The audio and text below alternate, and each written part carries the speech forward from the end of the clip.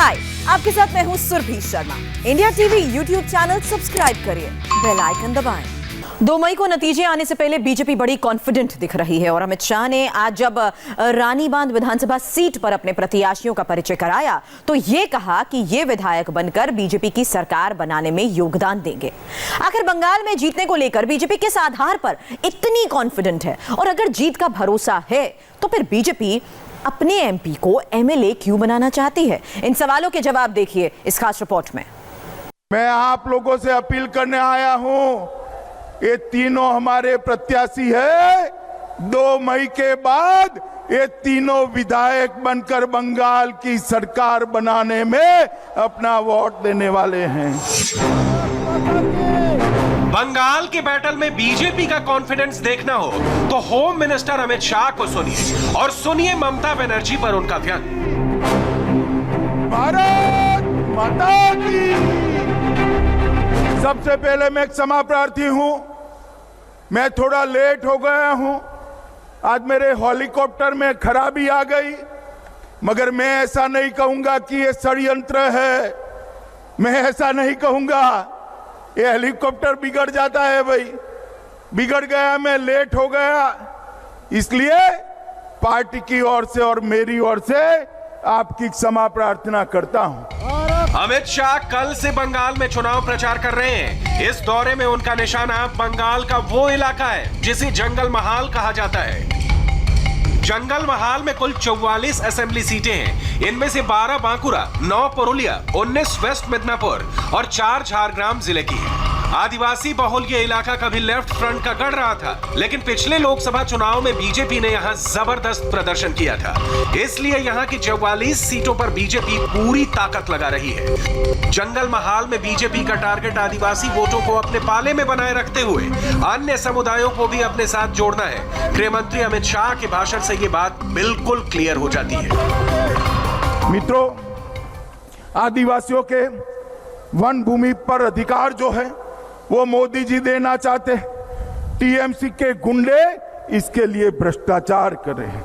मित्रों, संथालों ने भूमि और वन अधिकारों के कार्यान्वयन की लंबे समय से मांग की है, मगर उसको फॉरेस्ट राइट एक्ट को नजरअंदाज किया जा रहा है। मैं आपको वादा करता हूं, आप कमल निशान की सरकार बना दीजिए, मोदी जी के नेतृत्व में सरकार बना दीजिए। फॉरेस्ट राइट एक्ट का कानून सरकारी अफसर आपके घर पर आकर इसका फायदा आपको पहुंचाएंगे।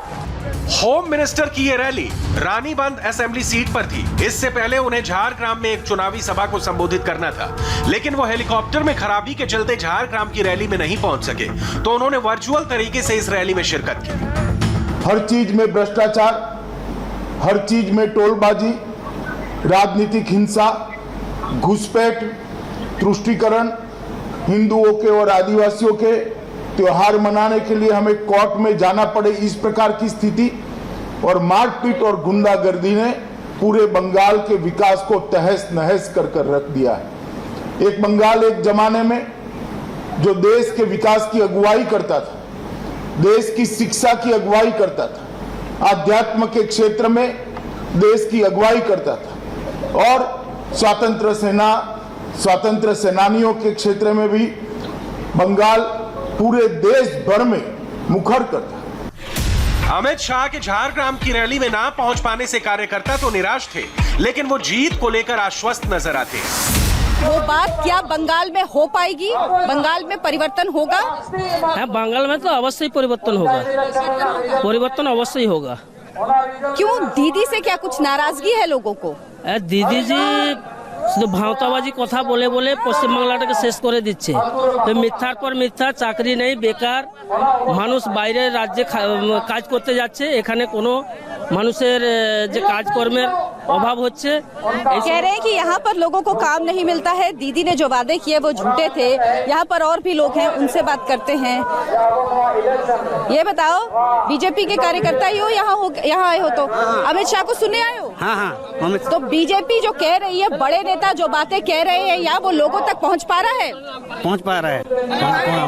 लोग भरोसा कर रहे हैं बात पे? हाँ, भरोसा कर रहे हैं। बीजेपी जरूर आएगा। जरूर आएगा। जय श्री राम। भारतीय जनता पार्टी जीतेगा बहुमत से, और कोई दीदी कुछ नहीं दिया, दीदी को जाने दो और बीजेपी को आने दो।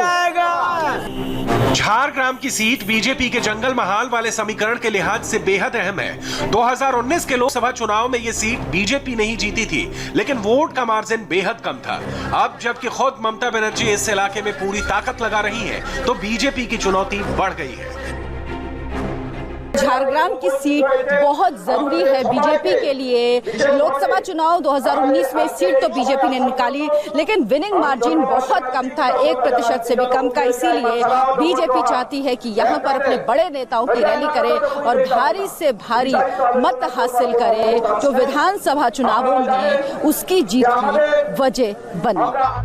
बीजेपी के लिए जंगल महाल के आदिवासी इलाके का चैलेंज कितना बड़ा है, इसे आप ममता बनर्जी के भतीजे अभिषेक बनर्जी के बयान से भी समझ सकते हैं। जैसे ही ये खबर फैली कि हेलीकॉप्टर की खराबी के चलते अमित शाह झारग्राम की रैली में नहीं पहुंच सके, तो अभिषेक बनर्जी ने तुरंत इस पर चुटकी ली और कहा कि ये तो बीजेपी की बहानेबाजी है। असल वजह तो ये है कि अमित शाह की रैली में भीड़ नहीं जुटी, इसलिए वो झारग्राम नहीं पहुंचे। ঝাড়গ্রামে আজকে স্বরাষ্ট্রমন্ত্রী সভা ছিল। যাই হোক, তিনি যান্ত্রিক ত্রুটির কারণে তিনি সবাই গিয়ে পৌঁছাতে পারেননি, কিন্তু সবার যা ছবি আমার কাছে এসছে, ভারতীয় জনতা পার্টির সর্বভারতীয় নেতারা সভায় আসছে, যা ভিড় হচ্ছে এর থেকে গ্রামে জেসিবি কাটায় লোকের বেশি ভিড় হয় দেখতে গিয়ে। চায়ের দোকানে সকালে আড্ডা দিতে লোক বেশি পাওয়া যায়। আর আমাদের সভায় মানুষের স্বতঃস্ফূর্ততা উন্মাদনা প্রমাণ করছে যে আগামী 2রা মে 250 বেশি আসন পেয়ে মমতা ব্যানার্জি ক্ষমতায় আসা শুধু সময়ের অপেক্ষা। अभिषेक बनर्जी के आरोपों से हटकर हमने खुद झारग्राम का मिजाज समझने की कोशिश की। हमारी संवाददाता अर्चना सिंह ने झारग्राम के लोगों से बात की। ये झारग्राम है, जंगल महल का इलाका। पिछली बार जंगल महल के झारग्राम, पुरुलिया और बांकुड़ा में बीजेपी ने जीत हासिल की थी। 2019 के लोकसभा चुनाव में बीजेपी की नजर इस बार है कि उन सीटों पर भी बढ़त को बरकरार रखा जाए। झारग्राम में ये जमीन तैयार हुई थी 2018 के पंचायत चुनाव में, जब बीजेपी ने टीएमसी को कड़ी टक्कर दी। 2019 में बीजेपी का मत प्रतिशत 35% बढ़ा, लेकिन जीत का मार्जिन सिर्फ 1% रहा। तो बीजेपी की कोशिश है कि ये अंतर बढ़ाया जाए ताकि हर विधानसभा में उसका असर दिखे। ये चुनाव की गर्मी बहुत है क्या यहाँ पे अभी? हाँ, फिलहाल तो है अभी दोनों पार्टियों की तरफ से, बीजेपी की तरफ से, टीएमसी की तरफ से भी। अभी तो पता नहीं, अभी समझ में नहीं आ रहा है कौन भारी है। भारी तो अभी तो समझ में नहीं आ रहा, दोनों तरफ से बराबरी लग रहा। आप यहीं की हैं?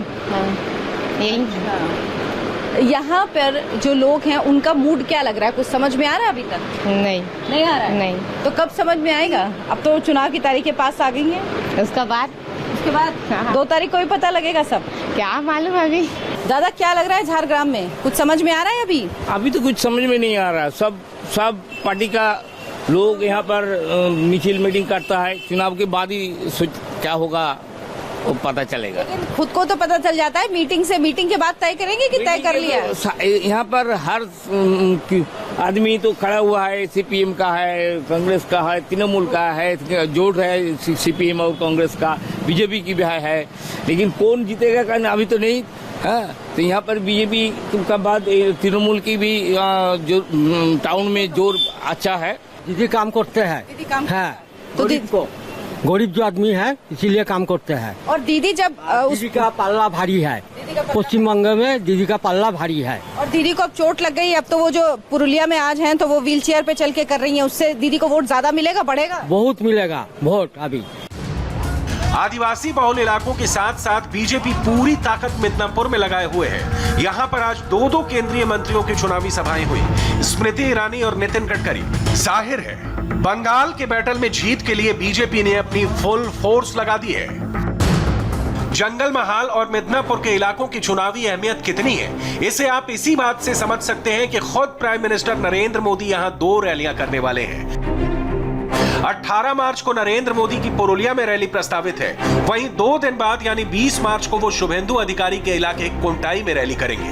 पुरुलिया की 9 विधानसभा सीटें और कोंटाई इलाके की 2 सीटों पर 27 मार्च को पहले राउंड में वोट डाले जाने हैं। बैटल ऑफ बंगाल में बीजेपी के कैलकुलेशन ये है कि नॉर्थ बंगाल बीजेपी का गढ़ है, दक्षिण बंगाल जो कि टीएमसी का गढ़ माना जाता है वहां उन्हें सेंध लगानी है और जंगल महल के इलाके में बीजेपी अपना मार्जिन बढ़ाना चाहती है और इसी इलाके में ममता बनर्जी भी अपना पूरा जोर लगा रही हैं। आज पुरुलिया में ममता बनर्जी ने 2 जनसभाएं की।